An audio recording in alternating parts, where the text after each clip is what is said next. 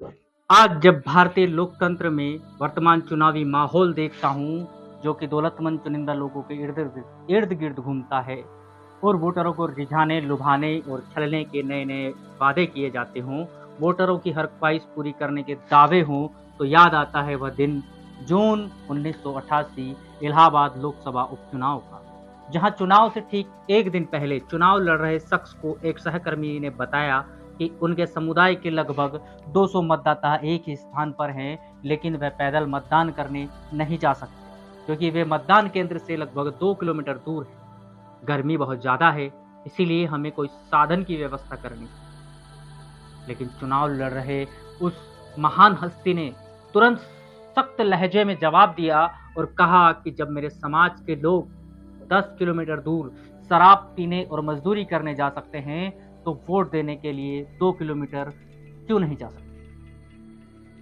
यह जो पूंजीपतियों के राजनीतिक दलों व कांग्रेस ने इन लोगों को जो बुरी आदत लगाई है, मैं उसे रोकना चाहता हूँ और वोट की अहमियत बताना चाहता हूँ। अगर ये लोग इस देश के शासक और हुक्मरान बनना चाहते हैं, तो इन्हें अपने पैरों पर चलना चाहिए और अपने पैरों पर चलकर वोट देने जाना चाहिए।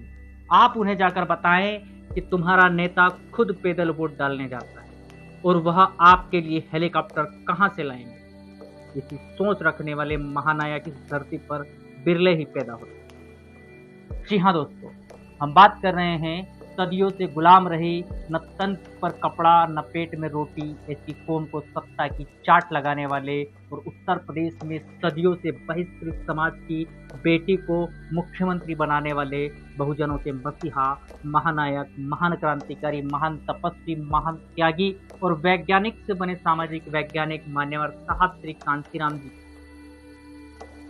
इस महामानव के जीवन के त्याग और संघर्ष भरे जीवन के अनसुने लम्हों से मैं मनोज कुमार आपके लिए यह किस्सा कम हकीकत लेकर आया हूँ, वोल्टेज स्टोरी के साथ किस्से कांसीराम के एपिसोड। यह लेख लिया गया है टूटिया चप्पलों के निशानों का खोजी अम्मीलालो मजारा बुंगा नवा शहर के लेखों से।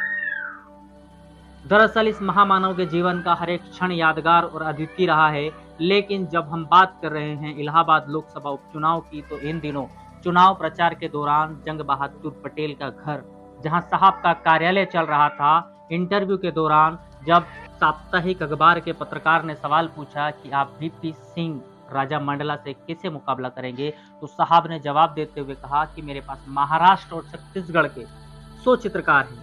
एक चित्रकार 1 मिनट में 1 हाथी का चित्र बना सकता है, 100 चित्रकार 1 मिनट में 100 हाथी बनाने में सक्षम है। इस प्रकार मैं हाथियों की छपाई करके पूरे इलाहाबाद को हाथियों के अनुकूल बनाऊंगा। यह उपचुनाव था जहां कई चित्रकारों को रात में दीवारों पर हाथियों को चित्रित करते हुए तलवारों का सामना करना पड़ा। वीपी सिंह के गुंडों ने एक चित्रकार का अपहरण कर लिया, जिसे साहब ने स्वयं गुंडों की परवाह किए बगैर मुक्त करवाया था। इस उपचुनाव में साहब की मदद के लिए आए अध्यापक पंचशील इंटर कॉलेज और पंचशील महाविद्यालय आगरा के संस्थापक रामचरण भास्कर, जो अपने खर्चे पर लगभग 20 साथियों को साथ लेकर आए थे। चुनाव के दौरान जब उन्हें अपने भाई की मृत्यु का समाचार मिला, तो उन्होंने अंतिम संस्कार में भाग लेने तक से इनकार कर दिया और अपने साथियों सहित साहब से कहा कि मैं इस समय युद्ध के मैदान में हूं और आपको छोड़कर वापस कैसे जा सकता हूं। मैं भारतीय सेना के सिपाही की तरह चट्टान से भी ज्यादा मजबूती से आपके साथ खड़ा और बिना लड़े और मरे आगरा वापस नहीं जाऊंगा। नागपुर से आए उस समय हाथी बनाने का काम करने वाले सुभाष पाटिल से जब लेखक की चर्चा होती है, तो उनके मुताबिक सुभाष पाटिल कहते हैं कि मैं खुद साहब का काउंटिंग एजेंट था। काउंटिंग के 1 दिन पहले साहब ने अपने सभी काउंटिंग एजेंटों को निर्देश दिया कि मेरे 40,000 वोट वीपी सिंह ने लूटा है और कांग्रेस ने 30,000 वोट लूटे, इसलिए आपको मतगणना के दौरान हर स्थिति में सतर्क रहना होगा। इसके बावजूद साहब को 72,000 वोट पाने में कामयाबी हासिल, लेकिन इस उपचुनाव में वीपी सिंह को 2,02,996 वोट मिले और वह विजेता रहा। यह पहला चुनाव था जिसमें साहब ने कार्यकर्ताओं को 1 वोट और 1 नोट देने के लिए अपील की। इस अनसुने किस्से के बारे में आप क्या सोचते हैं, हमें कमेंट करके जरूर बताएं।